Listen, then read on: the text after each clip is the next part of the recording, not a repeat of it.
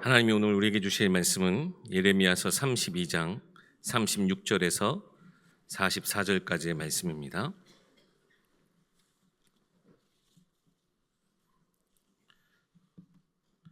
구약성경 예레미야 32장 36절에서 44절까지의 말씀입니다.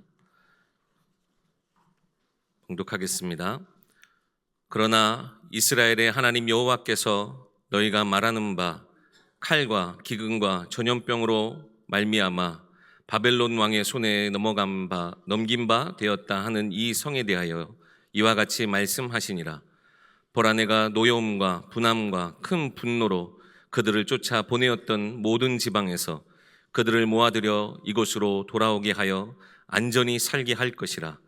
그들은 내 백성이 되겠고 나는 그들의 하나님이 될 것이며 내가 그들에게 한 마음과 한 길을 주어 자기들과 자기 후손의 복을 위하여 항상 나를 경외하게 하고 내가 그들에게 복을 주기 위하여 그들을 떠나지 아니하리라 하는 영원한 언약을 그들에게 세우고 나를 경외함을 그들의 마음에 두어 나를 떠나지 않게 하고 내가 기쁨으로 그들에게 복을 주되 분명히 나의 마음과 정성을 다하여 그들을 이 땅에 심으리라.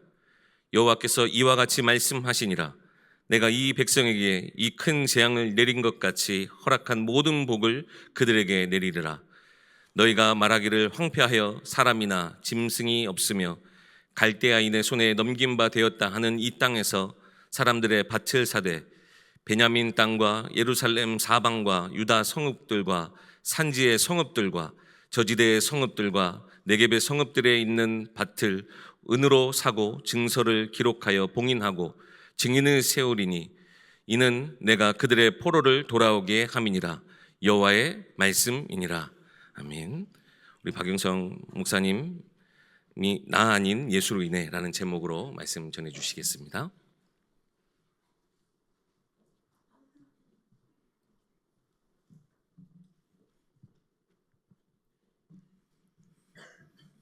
반갑습니다. 오늘은 어린이 주일인데요. 예일교회는 오면 이렇게 너무나도 소중한 또 귀여운 아이들이 많아서 참 좋은 것 같습니다. 제가 어렸을 때 신앙생활하면서 또 하나님을 알아가게 되는 그 과정 가운데 계셨던 유치부 교사 선생님, 그리고 초등부 교사 선생님, 그리고 중고등부 교사 선생님이 아직도 그 자리에서 아이들의 영적 배경으로 서 계신 것들을 보면 참 많은 감동이 되고 또 도전을 받습니다. 우리가 후대들에게 해줄 수 있는 최고의 선물은 다른 게 아니고 이 하나님을 지식적으로가 아닌 인격적으로 만날 수 있도록 돕는 것, 이게 우리의 최고의 선물이 아닌가 싶습니다. 이들이 하나님의 마음을 헤아릴 줄 아는 자녀로 성장해서 하는 모든 일이 하나님의 마음을 시원케 하는 그런 자녀로 서게 도와줄 수만 있다면 우리가 이 땅에 살면서 해야 될 일들 중에 가장 소중한 일들을 하고 가는 게 아닌가, 그런 생각들을 해봅니다. 작년에 들은 문구인데요. 원래는 1040 윈도우 1040창에 그게 이제 선교의 어떤 구호기도 하지요. 미전도 종족들이 모여 있는, 복음을 듣지 못한 불모지가 함께 모여 있는 그곳을 1040 윈도우라고 하는데, 요즘은 그 선교도 하지만 414 윈도우라는 선교 전략을 가지고 또 간다 그래요. 인구의 5분의 1, 12억 명이 4살에서 14세, 그 안에 있는 사람들이 12억 명이라 그래요. 5분의 1이라고 이야기하고요.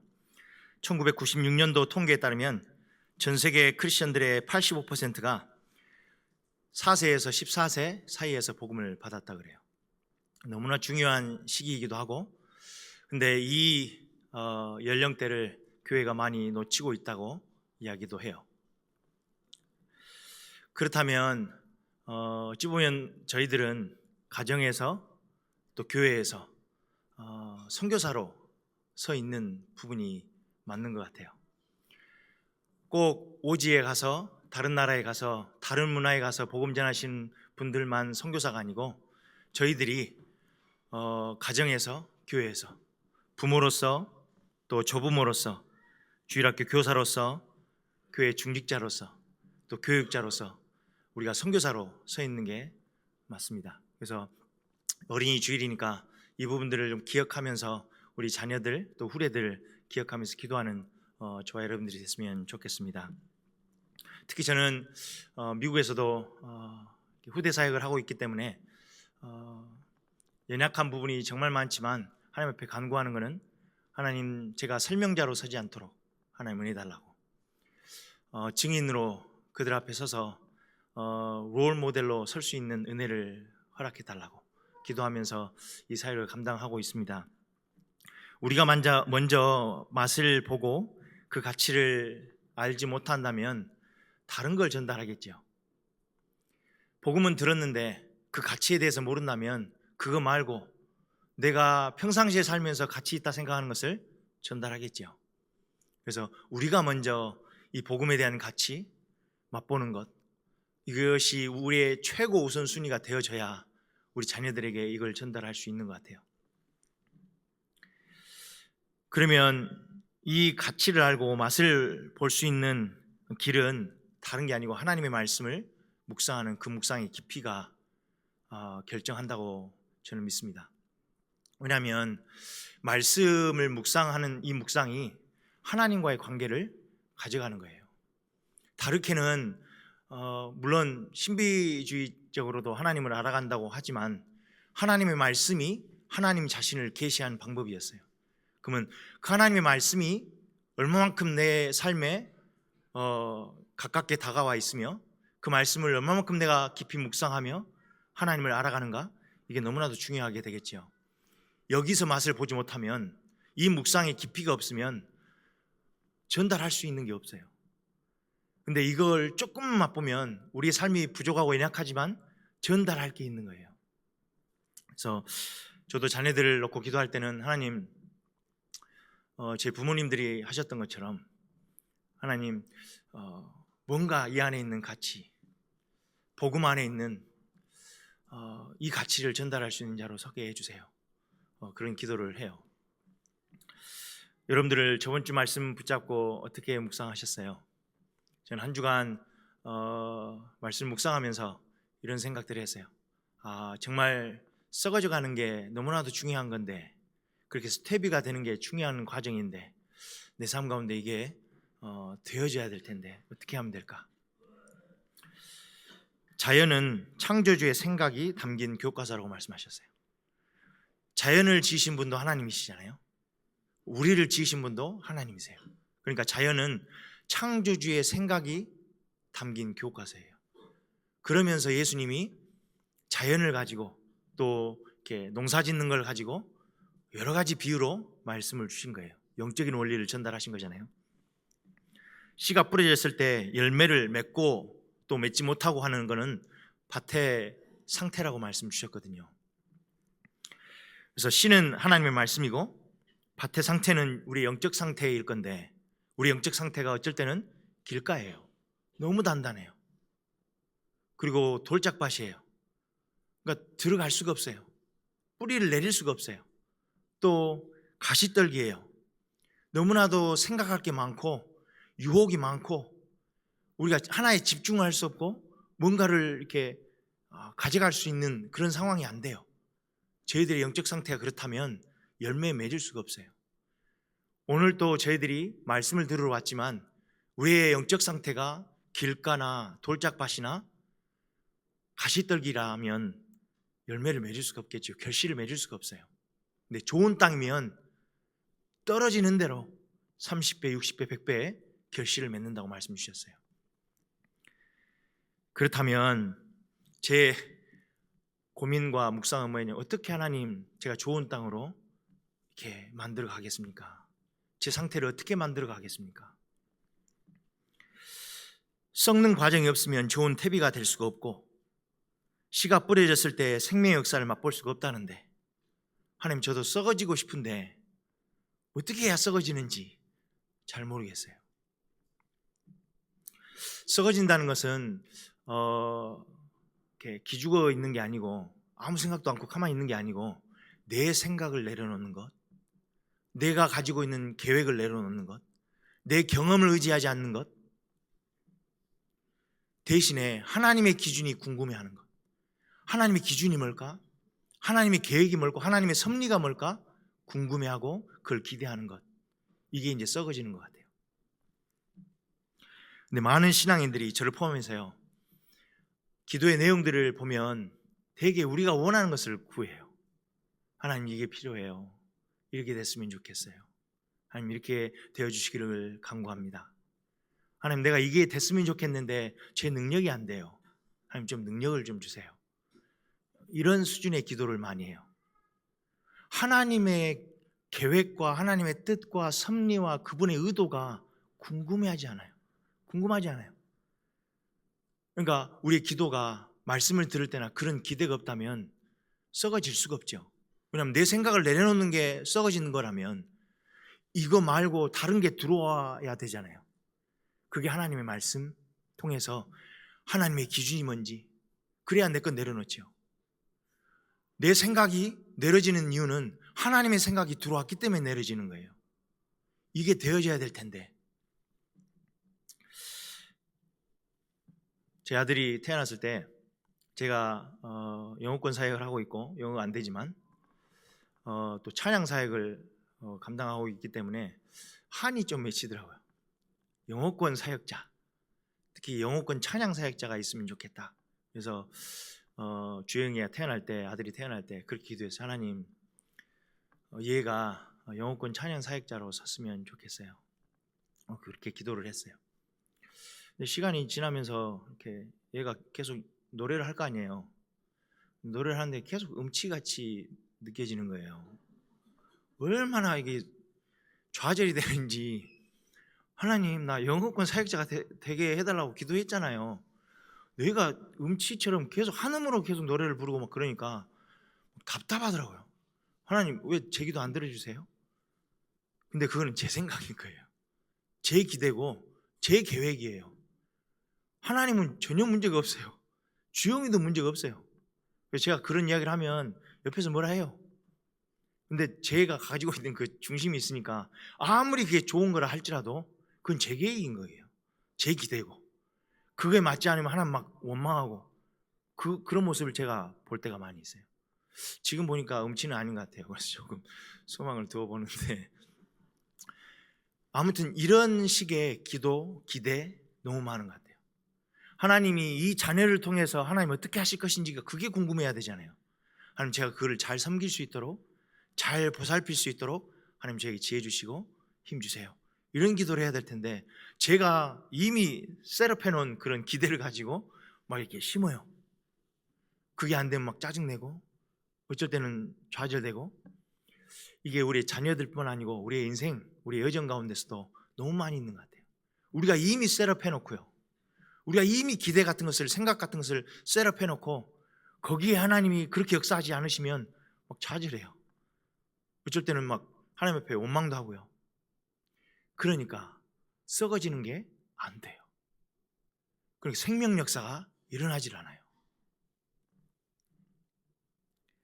세상적으로 보면 썩어진다는 게 손해 보는 것 같고 또 어리석은 것 같고요, 또 실패하는 것 같고 그렇게 보일 때가 너무 많은 것 같아요. 왜냐하면 세상 자체가 썩어지는 것을 그렇게 좋게 보질 않아요.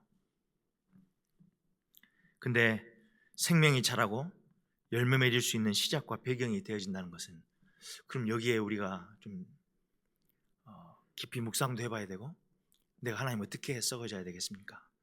고민해봐야 되는 게 저희들인 것 같아요. 그러면 썩어져야지 이렇게 결심하면 되나요?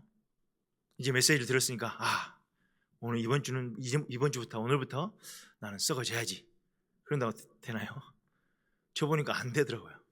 그렇게 막 결심도 해보고 다짐도 해보고 하는데 안 돼요. 그냥 영적인 것을 떠나서 제가 당뇨가 왔는데 하나님 사인 주신 거잖아요. 정신 차리라고. 정신이 안 차려져요. 군것질 끊어야지, 군것질 절대 안 해야지. 근데 계속 군것질 하고 있어요. 손이 가요. 그리고 계속 부엌을 어슬렁어슬렁 계속 그리고 있어요. 우리 와이프가 아이들 그 줄 간식을 막 숨겨놔요.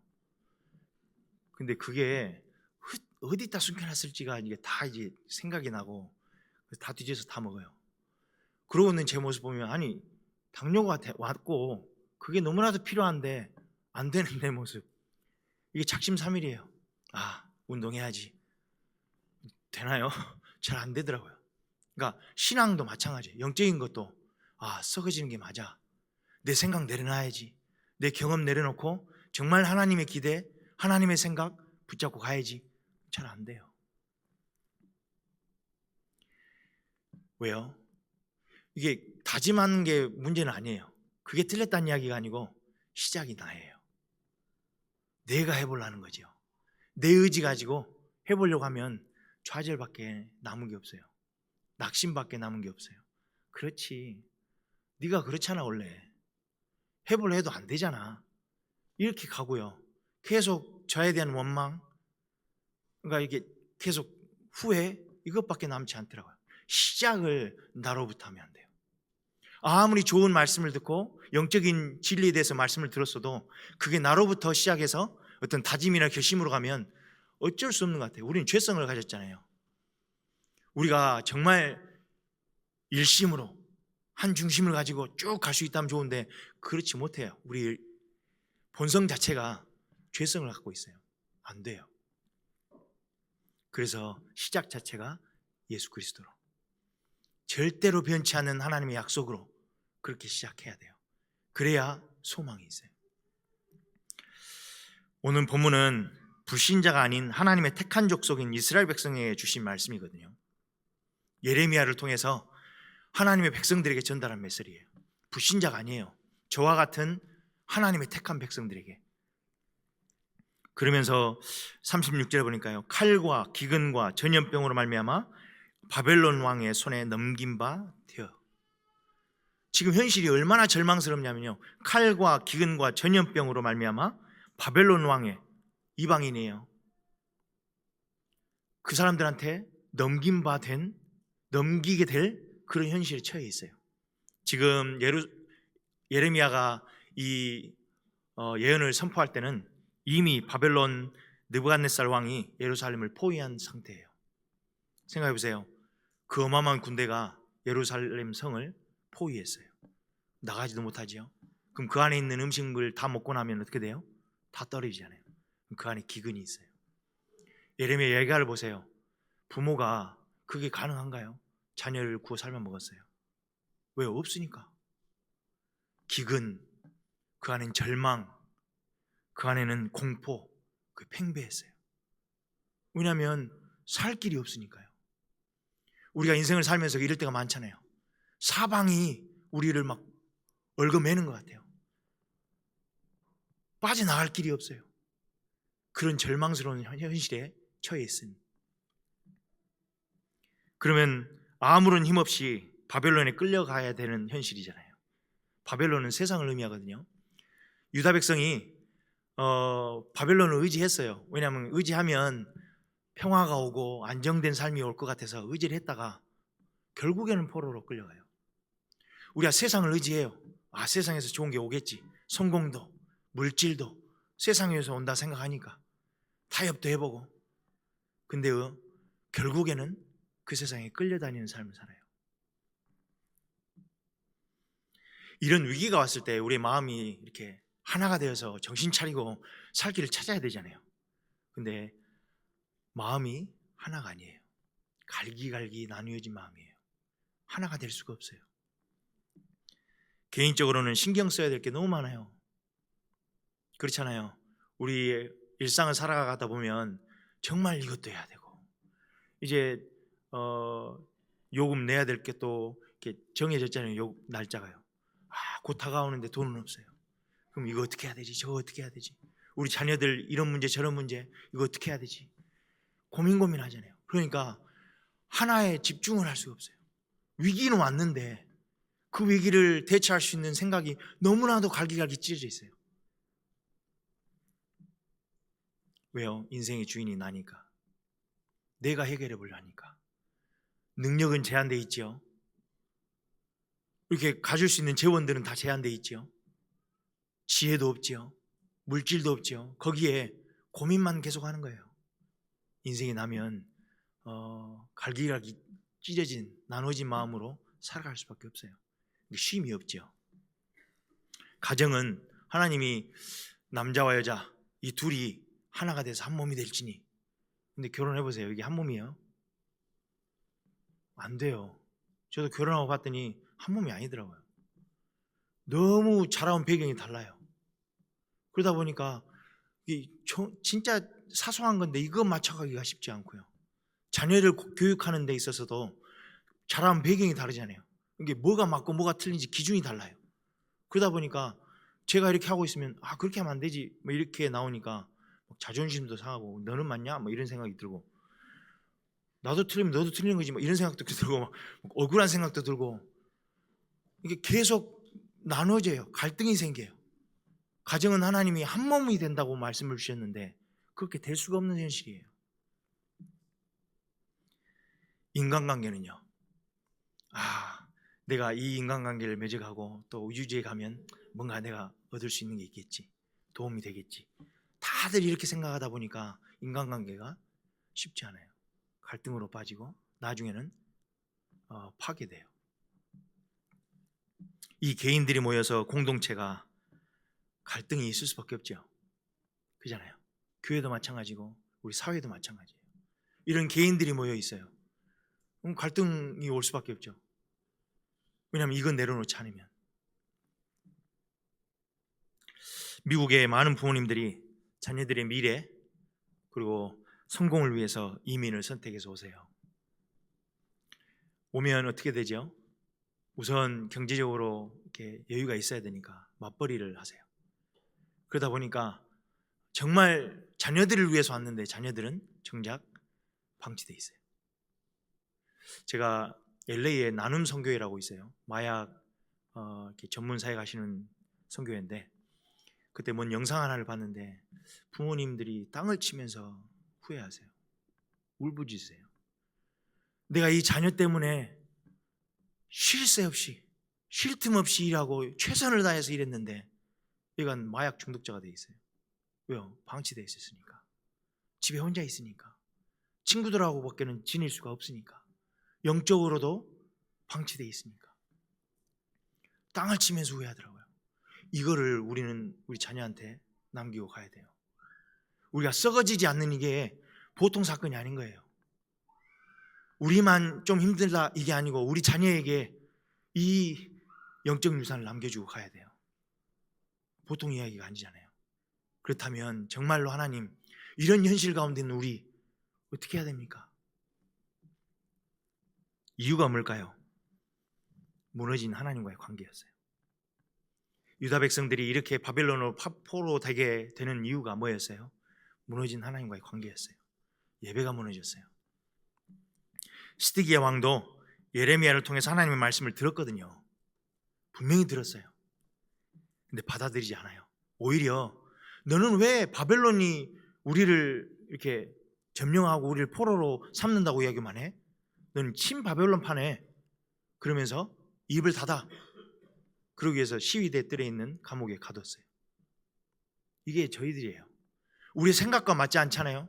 말씀이 떨어지는데 우리 생각과 우리 기대와 안 맞아요. 그러면 왜 듣기 싫은 거예요? 그럼 뭐예요? 입을 닫게 만들어요. 돌짝밭에 떨어진 씨나 가시떨기 밭에 떨어진 씨처럼 그렇게 돼요. 미국 분명히 성경에 너무 분명하게 이야기를 하고 있는데 동성결혼을 합법화해요. 미국의 대통령들 이렇게 취임식 할 때 성경에 손 얹고 취임식 하거든요. 근데 성경에 너무나도 분명하게 이야기를 하고 있는데 그걸 법으로 만들어요. 그걸 문화로 막아요. 그래서 만약 이거를 반대한다 그럼 법적으로 처벌을 받고요. 문화적으로는 따돌림을 받아요. 그러니까 하나님의 말씀 분명한데 그렇지 않는 나라가 돼버렸어요.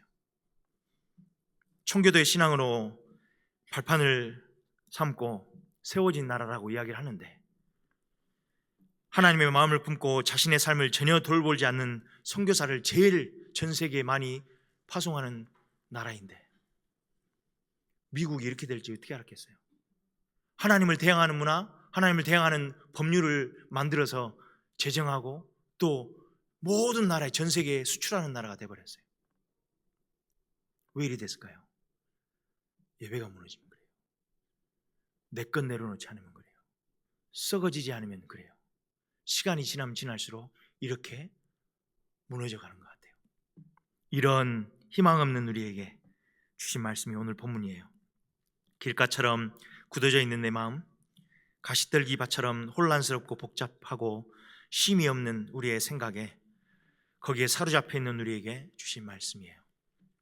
37절에 모든 지방에서 이미 포로로 끌려간 그 지방에서 그들을 모아들여 이곳으로 돌아오게 하여 안전하게 살게 할 것이라. 포로되었던 곳에서 다시 돌아오게 해서 안전하게 다시금 살도록 하시겠다고 약속하셨어요. 세상이 뭐 줄 수 있다고 생각해서 세상을 기대하고 의지하고 그런데 도리어 거기에 끌려다니는 삶을 살고 있는 우리에게 다시금 거기에서 돌아와서 안전하게 살 수 있도록 하시겠다고 약속을 주셨어요. 내 인생 내가 알아서 살 것이라고 주장하며 또 자유를 외치며 살고 있는 우리에게, 그런데 뭔가에 포로되어서 살고 있는 우리에게 거기서 그 삶을 청산하고 하나님께 돌아와서 안전하게 살 수 있도록 하시겠다고 약속을 주셨어요. 38절에는 그들은 내 백성이 되겠고 나는 그들의 하나님이 될 것이며. 이런 은혜를 우리 어떻게 받을 자격이 안 되잖아요. 항상 하나님을 배반하고 외면하고 무시하고 멸시하고 사는 우리인데 내 생각을 하나님 생각보다 앞에 두고 하나님 자리에 나를 두고 내 욕망을 두고 내 성공에 욕심을 두고 그렇게 살아가고 있는 우리인데 그들은 내 백성이 되겠고 나는 그들의 하나님이 될 것이며. 이게 하나님이 우리와 맺으신 언약을 제일 잘 설명하는 구절이에요. 그들은 내 백성이 되겠고 하나님의 백성이 되겠대요. 그리고 하나님이 우리의 하나님, 나의 하나님 되시겠대요. 39절에는 갈기갈기 나뉘어진 이 마음, 찢어진 이 마음, 이 길인가 저 길인가 몰라서 방황한 우리에게 내가 그들에게 한 마음과 한 길을 주어. 정말 하나 되고 싶은데 한 마음 한 뜻으로 뭔가 하고 싶은데 그게 안 되잖아요. 그런데 하나님이 한 마음을 주시겠대요. 한 길을 주시겠대요. 이것만큼 어마어마한 축복이 어디 있어요? 가정이 갈등으로 헤매고 있는데 그 가정에 한 마음과 한 길을 주시겠대요. 이 회복의 말씀을 주셨어요. 이걸로 시작해야 돼요. 내가 의지로 내 다짐으로 한번 해봐야지, 그게 아니고요, 이 회복의 약속으로, 이 언약으로 시작해야 돼요. 그렇지 않으면 답이 없어요. 우리에겐 소망이 없거든요. 그뿐만 아니라 39절에 자기들과 자기 후손의 복을 위하여 항상 나를 경외하게 하고. 하나님이 우리에게 복을 주시기 위해서 뭐 하게 하시겠다고요? 항상 하나님을 경외하게 만드시겠대요. 경외한다는 뜻은 하나님을 맨 앞에 두겠다는 이야기예요. 내 우선순위 앞에서, 우선순위 안에서 제일 최고 우선순위가 뭐예요? 하나님이 되게 하겠다는 거예요. 내 생각이 아니고 내 주장이 아니고 내 경험이 아니고 하나님의 생각을 제일 앞에 두겠다는 거예요. 그게 경외한다는 이야기예요. 근데 하나님을 경외하게 만들어 주시겠대요. 그렇다면 우리를 썩어지게 만들어 주시겠다는 이야기잖아요. 좋은 퇴비가 되게 하시겠다는 이야기잖아요. 그래서 열매를, 결실을 맺게 해주시겠다는 이야기잖아요. 그리고 또 내가 그들에게 복을 주기 위하여 그들을 떠나지 아니하리라. 이런 영원한 언약을 그들에게 세우고 나를 경외함을 그들의 마음에 두어 나를 떠나지 않게 하고. 우리에게 복을 주기고 싶으세요. 그러니까 바벨론에 포로된 것도 솔직하게는 저주가 아니에요. 하나님의 복을 받을 수 있는 그릇을 다시 준비시키시는 거예요. 우리에게 어려움이 왔어요. 하나님이 준비시키시는 거예요. 왜냐하면 그릇이 없으니까. 부어주고 싶은데, 쌓을 곳 없도록 부어주고 싶은데 그릇이 안 돼요. 그래서 그릇을 준비시키는 것으로 하나님이 재앙을 잠깐 주신 거예요. 다시금 돌아오게 해서 어떻게 하신다고요? 하나님 우리를 떠나지 않겠대요. 하나님 우리를 안 떠나는 것은 그렇다 치고요, 우리가 하나님을 떠나지 않게 하기 위해서 우리에게 여호와를 경외하는 마음을 주시겠대요. 이것만큼 축복은 없는 것 같아요. 우리가 이미 이런 복을 받아 누렸어요. 이게 우리한테 붙잡아진다면 썩어지는 것, 되어지는 거예요. 막 우리가 다짐해서 되는 게 아니고, 이 약속을, 이 언약을, 회복의 약속을 붙잡고 하루를 시작하면, 여기에 소망을 두고 우리가 하루를 시작하고 우리 일상을 살아간다면 소망이 있는 거죠. 예배할 욕구를 마음에 넣어 주시겠다는 거예요. 저는 우리 자녀들 놓고 기도해요. 하나님, 제가 어렸을 때 부모님이 항상 새벽기도 끝나고 와서 저를 놓고 기도해 주셨던 기도가 기억나거든요. 저는 저도 새벽기도 끝나고 나면 아이들한테 가서 기도를 해요. 그 기도 그대로. 그리고 조금 제 거 추가해서 기도를 해요. 그 가운데 항상 기도하는 거, 하나님, 우리 주영이 주비가 여호와를 경외하는 자로 서게 해주세요. 하나님의 마음을 시원하게 하고 하나님의 마음을 헤아리려고 발버둥치는 자로 서게 해주세요. 이렇게 되잖아요. 그럼 썩어져요. 그럴 거 아니에요. 하나님 성공하게 해주세요. 그거는 하나님의 손에 잡힌 거예요. 달린 거고, 성공과 이 애들의 삶은 하나님이 책임지시는 건데, 진짜 중요한 것은 이 아이들이 하나님을 경외하는 자로 서는 거예요. 하나님, 내가 그 바탕은 깔아줄 수 있는 부모가 되게 해주세요. 제가 적어도 하나님을 경외하는 것은 저런 건가? 조금이라도 보여줄 수 있는 부모가 되게 해주세요. 그런 기도로 하루를 시작해요. 이게 하나님의 인자하심을 이야기하는 거거든요. 31장 3절에 보니까요, 내가 영원한 사랑으로 너를 사랑하기에 인자함으로 너를 이끌었다. 여기서 인자하심은 히브리어로 헤세드라는 단어예요. 영어로는 steadfast love라는 변치 않는 사랑을 이야기해요. 단순한 친절과 호의가 아니에요. 이거는 불쌍해서 동정심을 주시는 게 아니에요. 이거는 언약에 기초된 사랑이에요. 언약을 기초한 사랑이에요. 하나님이 약속을 주시고 언약을 주시고 그 언약 위에 주신 사랑이에요. 우리의 행위나 환경에 기초한 사랑이 아니라 변치 않는 하나님의 언약을 기초한 사랑이에요. 또 언약의 신실하심을 의미해요. 끝까지 책임지시는 하나님의 사랑, 그걸 뜻하는 게 헤세드, 주의 인자하심.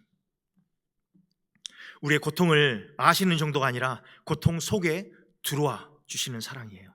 우리를 건져내시고 우리를 붙드시고 우리를 회복시키시는 그 사랑, 값없이 주시는 그 하나님의 은혜, 우리의 공로와 우리의 자격과는 무관해요.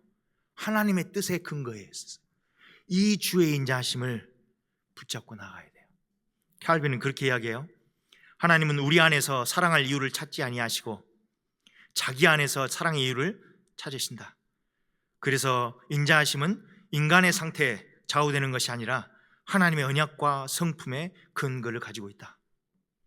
그래서 주의 인자하심을 붙잡아야 돼요. 여기에서 만족감을 얻어야 하고 여기에 소망을 둬야 되겠죠. 그래서 내가 아닌 예수로 인해 우리로 시작 안 했으면 좋겠어요. 그리스도의 언약, 이 주의 인자하심으로 시작하는 저희들이 됐으면 좋겠어요. 시간 다시 한번 기도하겠습니다.